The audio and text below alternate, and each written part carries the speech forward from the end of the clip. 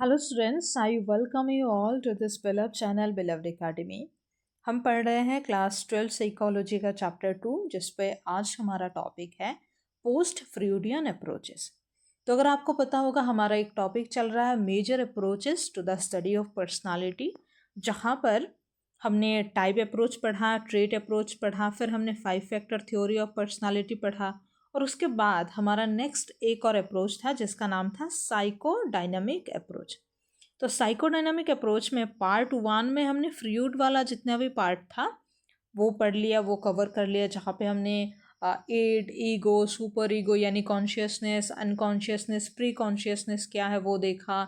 फिर पर्सनालिटी के जो डेवलपमेंट है, जिनको कि फ्रूड ने साइकोसेक्सुअल डेवलपमेंट भी कहा, उसके कितने स्टेजेस है वो सारा कुछ देखा। वो हमारा था पार्ट 1। और आज पार्ट 2 में हम पढ़ने वाले हैं पोस्ट फ्रूडियन अप्रोचेस, यानी फ्रूड के पोस्ट में, यानी बाद में जितनी भी थ्योरीज आई जो कि साइकोडायनामिक अप्रोच के अंदर आता है, उसको हम पढ़ने वाले हैं। ओके, तो मैं आपको बता दूं, आपके ये जो नोट्स हैं एनसीईआरटी बेस्ड है। तो अगर आप इनको अवेल करना चाहते हो, मतलब ये पीडीएफ अगर आप अवेल करना चाहते हो, तो नीचे डिस्क्रिप्शन में हमारे व्हाट्सएप चैनल का लिंक दिया है, वो आप चैनल ज्वाइन कर लो। वहाँ पे मैंने इनकी ड्राइव लिंक शेयर कर दी है। और नहीं तो आप मेरे साथ साथ अपनी एनसीईआरटी में भी मार्क कर सकते हो, बट पीडीएफ आपके लिए सही रहेगा, क्योंकि आपकी एनसीईआरटी ही आपको बहुत ही क्रिस्प और अपडेटेड वर्जन में मिल जाएगा, जो कि सिर्फ और सिर्फ एग्ज़ाम पॉइंट ऑफ व्यू से है। मतलब यहाँ पे आपको जो भी एक्स्ट्रा बातें होती है एनसीईआरटी में वो नहीं होगी, सिर्फ एग्ज़ाम पॉइंट ऑफ व्यू से आपको नोट्स मिलेंगे। Okay, so that's all. तो जो पोस्ट फ्रूडियन अप्रोचेस हैं, इनको हम ना न्यू एनालिटिक या फिर पोस्ट फ्रूडियन कहते हैं।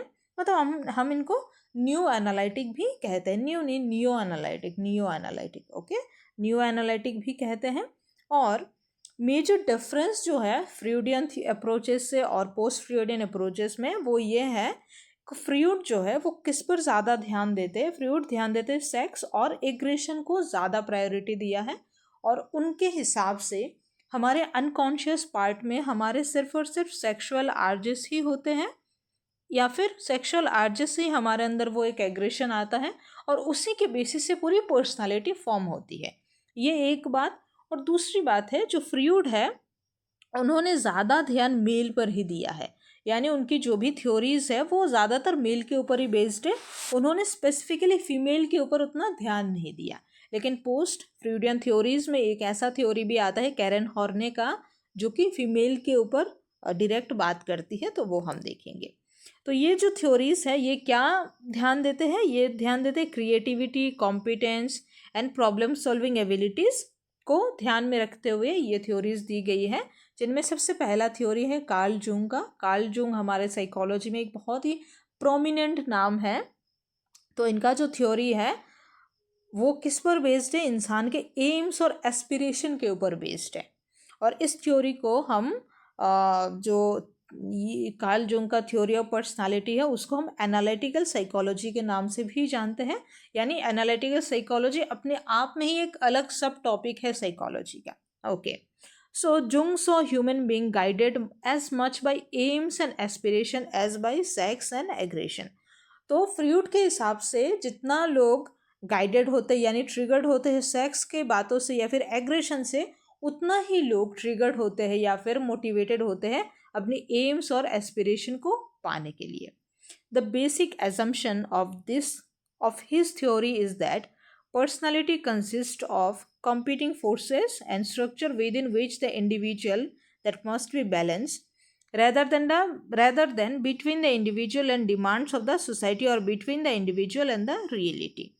तो इस थ्योरी का बेसिक एजम्पशन ये है कि हर एक इंसान की जो पर्सनालिटी है उसमें एक कॉम्पीटिंग फोर्स होता है, और एक ऐसा स्ट्रक्चर होता है इंडिविजुअल में, जो कि उसके अपने जो एम्स है या फिर अपनी जो एस्पिरेशन है, जो गोल्स है, उसको अचीव करने के लिए उसको गाइड करता है, ट्रिगर करता है। इतना ही नहीं कि मतलब सिर्फ और सिर्फ इंडिविजुअल और सोसाइटी के बीच में, या फिर मतलब जो बातें होती है, या फिर मतलब सिर्फ सोसाइटी के हिसाब से ही लोगों का जो पर्सनालिटी है वो शेप नहीं होता है। उनका अपना जो एम होता है और एस्पिरेशन होता है, उसी के बेसिस पे भी लोगों का जो है पर्सनालिटी या फिर लोगों का जो एम इन लाइफ होता है या फिर जो कॉन्शियसनेस होता है वो शेप होता है। ओके, समझ आ गया होगा। मतलब लोगों की पर्सनालिटी सिर्फ और सिर्फ वो सोसाइटी के साथ कैसा है या फिर उनका बाहर का रियलिटी कैसा है उसके साथ साथ नहीं, इंसान के अंदर भी जो एक एम को अचीव करने की जो एक एस्पिरेशन होती है, जो एक गोल होती है, उसको अचीव करना है, उसी के बेसिस पे भी इंसान की पर्सनालिटी बनती है। Okay, Jung claimed that there was a collective unconscious consisting of archetype or primordial images. These are not individually acquired but are inherited. तो जुंग कहते हैं कि इंसान के अनकॉन्शियसनेस में एक आर्केटाइप होता है या फिर उनको प्रीमॉर्डियल इमेजेस भी कहते हैं, जो कि एक्वर्ड नहीं है बल्कि वो क्या है, इनहेरिटेड है। और according to him, for achieving unity and wholeness, a person must become increasingly aware of the wisdom available in one personal and collective conscious and must learn to live in harmony with it. तो ये जो देखिए, ये बात बहुत ही important है, यहाँ पे आप कंफ्यूज हो सकते हैं। तो इंसान को अपने अंदर एक यूनिटी कैसे आता है? यूनिटी का मतलब होता है वन, एकता, है ना। एकता को हम ऐसे हिंदी में यूनिटी को समझते एकता। मतलब इंसान को अगर एक मतलब वन बनना है, यूनिटी में रहना है अपने आप के साथ, या फिर अपना जो एक होलनेस है, मतलब अपने आप को मिला के अगर वो उसको ठीक तरीके से रहना है, तब क्या होगा, उसको अपने अंदर जो एक विजडम है या फिर उसके जो कलेक्टिव कॉन्शियसनेस है, कलेक्टिव अनकॉन्शियसनेस है, उसके बारे में उसको सीखना होगा। यानी आप ऐसे समझिए कि किसी इंसान को अगर अपने आप को एक करके, मतलब सारा कुछ जो भी है उसका, उस सब को समेट के अपने आप को होलनेस में ले जाना है, कंप्लीट करना है, तब उसको अपने अंदर जो एक विजडम है उसको क्या करना होगा, उसके बारे में अवेयर होना होगा, उसके बारे में उसको जानना होगा, उसके बारे में जागरूकता उसको हासिल करना होगा। And collective consciousness and most learn to live in harmony with. और एक कलेक्टिव कॉन्शियसनेस से देखो, एक तो होता है यूनिटी में, मतलब अपना अपना एक इंडिविजुअल कॉन्शियसनेस, जो विजडम आपके अंदर वो अवेलेबल है इन वंस पर्सनल, और एक है कलेक्टिव अनकॉन्शियस। मतलब ये जो पूरा जो एक यूनिवर्स है, आप ऐसे समझो कि ये जो पूरा यूनिवर्स है, इसमें भी हर जगह कुछ ना कुछ कॉन्शियसनेस पड़ा हुआ है। मतलब हम कहते हैं कि जिन भी लोगों ने कुछ अचीव करा है, जिनके कुछ एम्स है, कुछ गोल्स है, कुछ एस्पिरेशन है, उनको कुछ तो ऐसा है, ब्रह्मांड का शक्ति पता है या फिर ब्रह्मांड का राज पता है। तो वहाँ पे आएगा जो ये कलेक्टिव अनकॉन्शियसनेस है, मतलब पूरा कलेक्टिवली ये यूनिवर्स में जो कॉन्शियसनेस है उसका भी उसको अवेयरनेस होगा, और उसके अपने अंदर जो पर्सनल जो विजडम होगा उसका भी उसको अवेयरनेस होगा, और तब जाके वो इंसान अपनी यूनिटी या फिर होलनेस को अचीव कर पाएगा। ओके, आई होप मैंने बहुत अच्छे से क्लियर करवाया है इस बात को। अगर आपको फिर भी नहीं समझ आता है, कुछ भी कन्फ्यूजन है, आप नीचे कमेंट में कमेंट करो। और अगर पीडीएफ अवेल करना है तो हमारे व्हाट्सएप चैनल को ज्वाइन करो, जिसका लिंक आपको डिस्क्रिप्शन में दिया है। नेक्स्ट जो थ्योरी है वो दिया है कैरन हॉर्ने ने। तो कैरन हॉर्ने का जो थ्योरी है उसका जो बेसिस है, उसका बेसिस है ऑप्टिमिज्म। ऑप्टिमिज्म का पता है आपको क्या है, कि एक होप रखना, ऑप्टिमिस्टिक अप्रोच रखना, एक पॉजिटिव अप्रोच रखना। तो she adopted a more optimistic view of human life with emphasis on human growth and self actualisation. तो ये जो ऑप्टिमिज्म है ये किस बातों को एम्फोसिस करता है, ह्यूमन ग्रोथ को और उसके सेल्फ एक्चुअलाइजेशन को एम्फोसिस करता है। तो ह्यूमन ग्रोथ का मतलब क्या है, सिर्फ फिजिकल ग्रोथ नहीं, जो एक मेंटल ग्रोथ होता है, स्पिरिचुअल ग्रोथ होता है, उसके बारे में बात किया जा रहा है। और ये जो सेल्फ एक्चुअलाइजेशन है, इसको आपने ज़रूर सुना होगा, एनलाइटनमेंट करके एक वर्ड है, उसको आपने सुना होगा ना, एनलाइटनमेंट करके। तो उस एनलाइटनमेंट को ही हम कहते हैं सेल्फ एक्चुअलाइजेशन, यानी आपको आपके सेल्फ के बारे में रियलाइजेशन होता है, एक्चुअलाइजेशन होता है, और आपको एक एनलाइटनमेंट की तरह फील होता है। यानी आपको फील होता है कि आपने अपने आप को समझा है, कुछ तो आपने समझ लिया है, इस दुनिया का राज क्या है या फिर कैसे करना है। जैसे मॉन्क होते हैं, संतों का जो जीवन होता है, मतलब उनको कुछ तो राज पता है और इसीलिए वो स्पिरिचुअली मेंटली बहुत ज़्यादा ग्रो कर लेते हैं। तो इस बेसिस पे बना है। और इसी बात पे इन्होंने जो ये मेल और फीमेल वाली बात है वो यहाँ पे आता है। तो यहाँ पे आप देखो क्या लिखा है। According to her each sex has attributes to be admired by the other and neither sex can be viewed as superior और इन्फीरियर। तो यहाँ पे जो सेक्स है, ये सेक्स का मतलब होता है जेंडर। तो कैरन हॉर्ने के हिसाब से हर एक जेंडर के लोगों में कुछ ऐसे एट्रीब्यूट होते हैं जिससे कि वो दूसरे जेंडर के लोगों से एडमायर्ड हो सके। और यहाँ पे कोई भी इन्फीरियर नहीं होता है, कोई भी सुपीरियर नहीं होता है ना। तो यानी कि जो फीमेल्स है उनमें भी कुछ ऐसे एट्रीब्यूट्स हैं जिनके वजह से मेल उनको एडमायर करते हैं, और मेल्स में भी कुछ तो ऐसे फीचर्स हैं, कुछ तो ऐसे एट्रीब्यूट्स हैं जिनके वजह से फीमेल्स उनको एडमायर करते हैं। और यहाँ पे ना तो फीमेल इन्फीरियर है, मेल सुपीरियर है, और ना ही फीमेल सुपीरियर और मेल इन्फीरियर है। कोई भी सुपीरियर इन्फीरियर नहीं है, मतलब छोटा बड़ा कोई नहीं है, इक्वल है। Okay. She countered that women are more likely to be affected by social and cultural factors than by biological factors। और यहाँ पे इन्होंने ये भी कहा है कि women जो है वो, she countered that women are more likely to be affected, यानी जो फीमेल्स है, हम कहते हैं कि बायोलॉजिकली उनमें डिफरेंसेस होता है, बट एक्चुअल में वो लोग सोशल और कल्चरल फैक्टर से ज़्यादा अफेक्टेड होते हैं रेदर देन बायोलॉजिकल फैक्टर्स। आप ऐसे समझो ये कैसे होता है, या फिर ये जो थ्योरी है इसके पीछे का राज क्या है जो छुपा है वो है। देखो, बायोलॉजिकली ठीक है, हमने समझा जो फीमेल है या और जो मेल है वो लोग कैसे हैं, अलग है। ठीक है। तो एक घर पे अगर एक ब्रदर है और एक सिस्टर है, अगर कभी भी मतलब उनके फिजिकल जो स्ट्रेंथ है उसकी बेसिस पे अगर हम उनको डिफ्रेंशिएट नहीं करते हैं, तब उनको उतना डिफ्रेंशिएट नहीं पता चलेगा, या फिर उनमें उतना डिफरेंसेस है वो उनको नहीं पता चलेगा। सिर्फ बायोलॉजिकल जो चीज़ें हैं उसके बेसिस पे मैं बोल रही हूँ। लेकिन अगर उसी हिसाब से अगर जो सोशल हमारा जो फैक्टर है, सोसाइटी के हिसाब से कि तुम लड़की हो तुमको ऐसे रहना चाहिए, या फिर कल्चर के हिसाब से आदमियों को ऐसे चलना चाहिए, औरतों को ऐसे चलना चाहिए, तो इन चीज़ों से ना जो औरतें हैं, जो वुमेन है, वो ज़्यादा इफेक्ट होती है, बायोलॉजिकल फैक्टर्स से नहीं होती है। मतलब सोसाइटी में ऐसा माना जाता है कि जो औरतें होती है वो थोड़ी वीक होती है। कल्चर में ऐसा है कि जो मेल्स है वो स्ट्रांग है, बाहर जाएंगे काम करेंगे, जो औरतें हैं वो नाजुक है, घर पे रहेंगे। तो सोसाइटी में और कल्चर में ऐसा सोच है, इसलिए उसके हिसाब से औरतें जो है ज़्यादा इफेक्ट होती हैं, ये कहा है उन्होंने।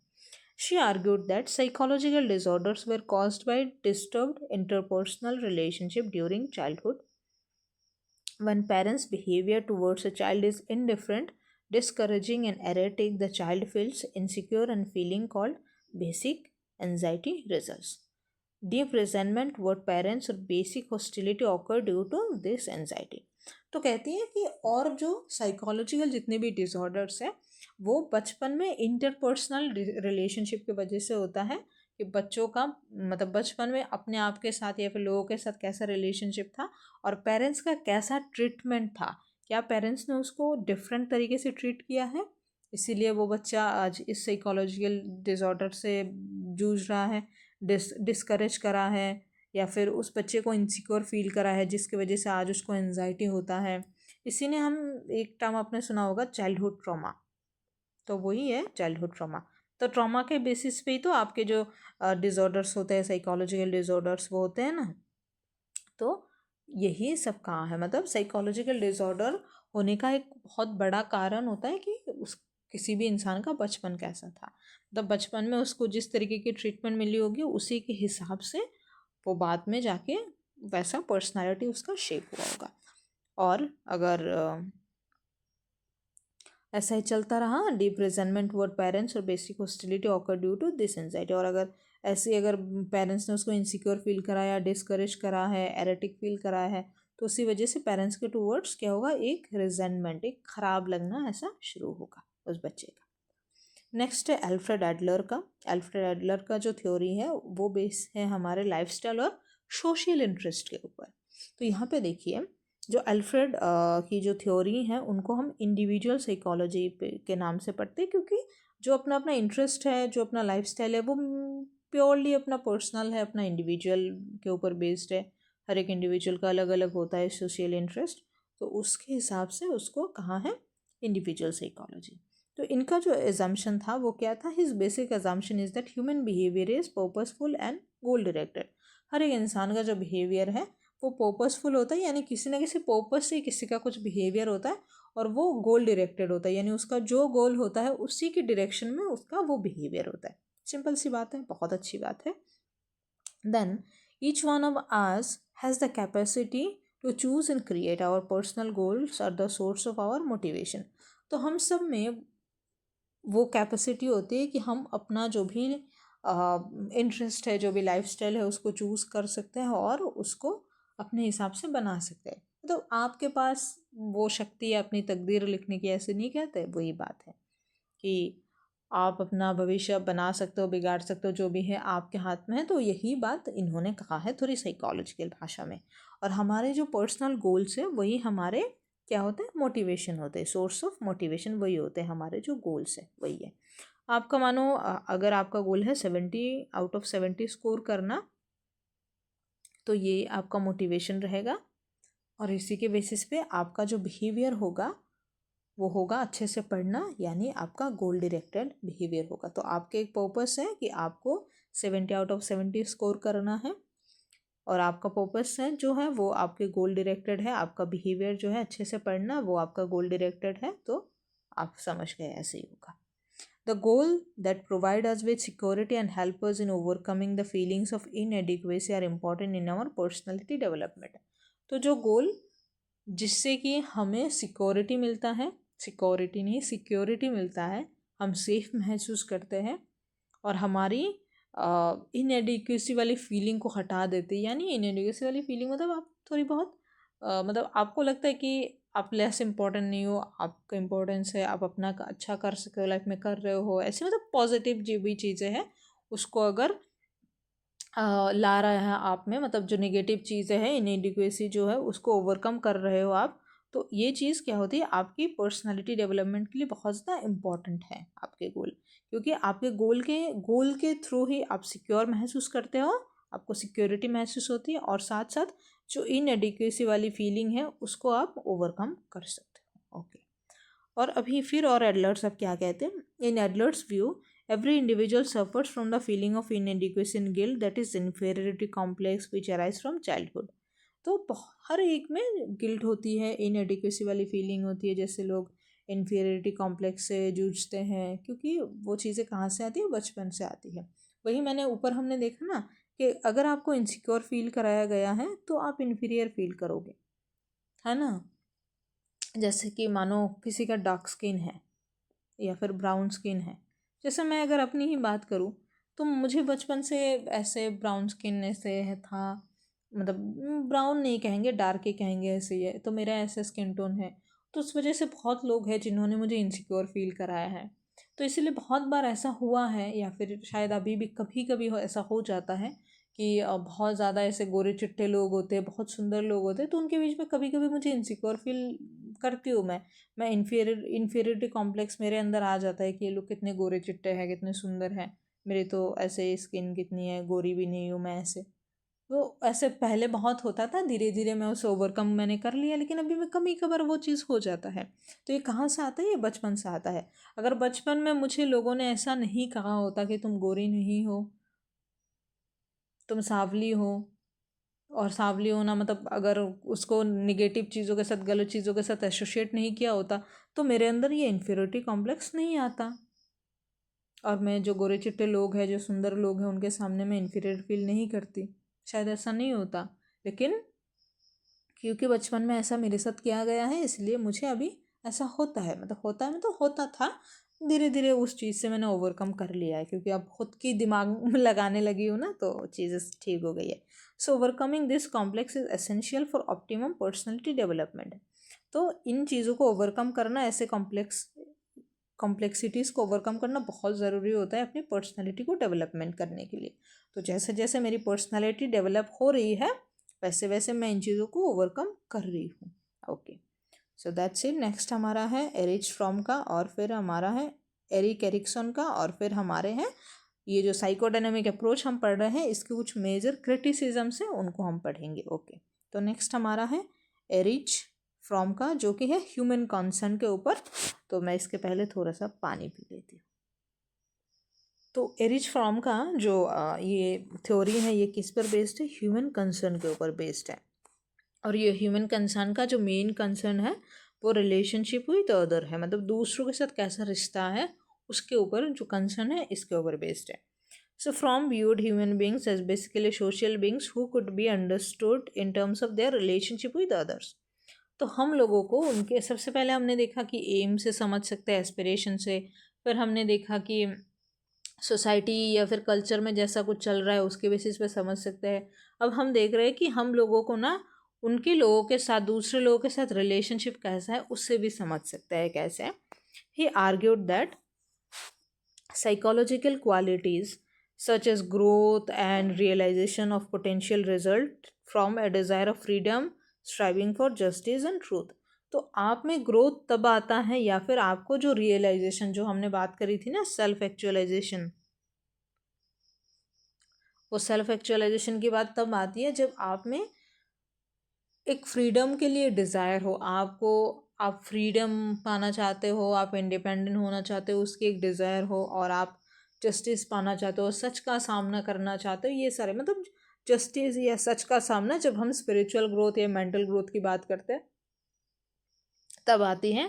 और फ्रीडम की बात हम नॉर्मली जो सेल्फ एक्चुअलाइजेशन, जो नॉर्मल सक्सेस की बात करते हैं, हम नॉर्मली लाइफ में सक्सेस पाना चाहते हैं, अपने गोल को अचीव करना चाहते हैं, उनका अगर आपको ये चीज़ अगर आप में है, डिज़ायर है, तभी जाके आपको क्या होता है, सेल्फ एक्चुअलाइजेशन होता है और आप ग्रो कर पाते हो लाइफ में। Okay, Fromm holds that characters traits personality develop from our experience with other individual.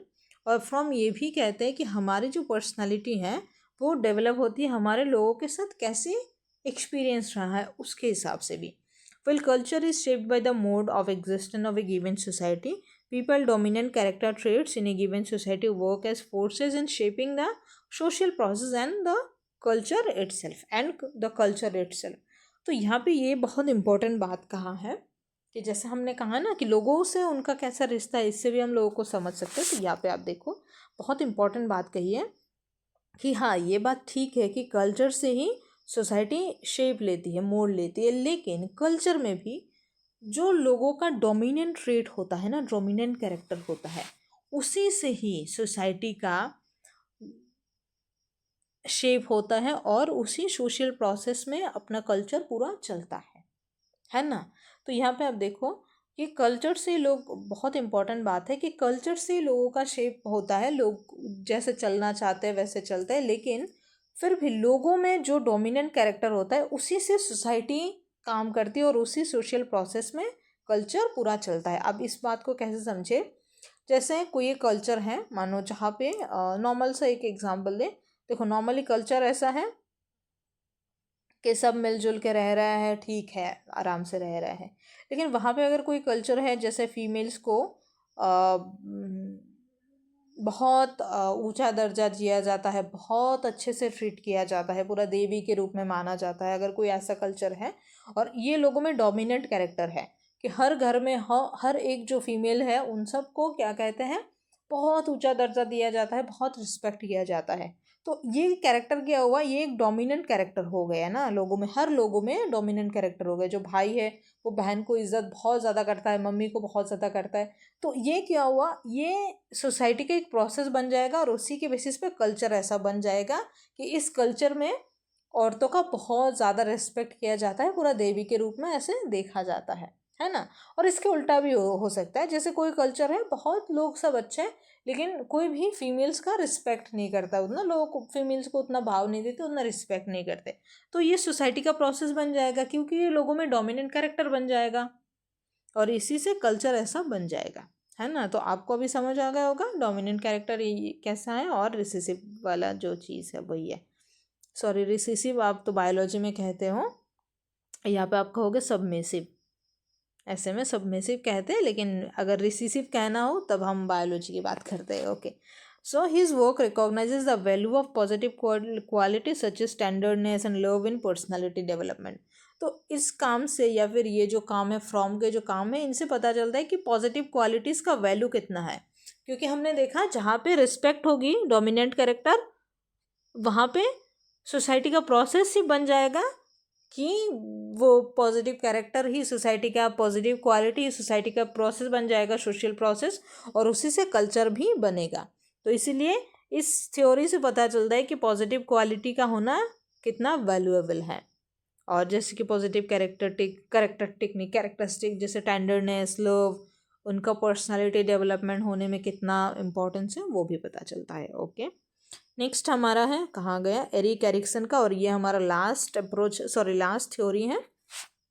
तो एरिक एरिक्सन का जो अप्रोच है या फिर जो थ्योरी है वो बात करता है आइडेंटिटी के ऊपर। जैसे लोगों को ऐसा नहीं होता है कि आत्म संकट आ जाता है, उनको आइडेंटिटी क्राइसिस महसूस करते, मतलब मैं क्या हूँ, मेरा जन्म क्यों हुआ, मैं इस दुनिया में क्या करने आया हूँ, क्या कर रहा हूँ, क्या करना चाहिए, मेरा पर्पस क्या है। तो ये सारा सवाल जो आता है इसी को हम कहते हैं आइडेंटिटी क्राइसिस।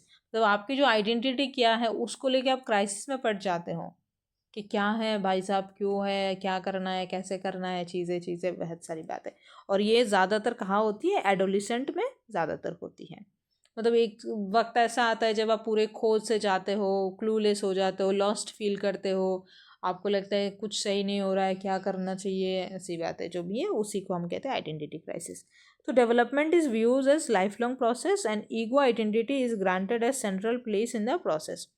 तो एरिक एरिक्सन भी कहते हैं कि डेवलपमेंट जो एक लाइफ लॉन्ग प्रोसेस है, ऐसा नहीं है कि थोड़ी दिन की बात है, एक लाइफ लॉन्ग प्रोसेस है ये। और यहाँ पे जो हमारा ईगो है यानी जो कॉन्शियसनेस है वो सेंट्रल प्लेस लेता है इस प्रोसेस में, क्योंकि ईगो से ही हमारा जो कॉन्शियसनेस है हमारा, उसी से हमारा आता है आइडेंटिटी क्राइसिस।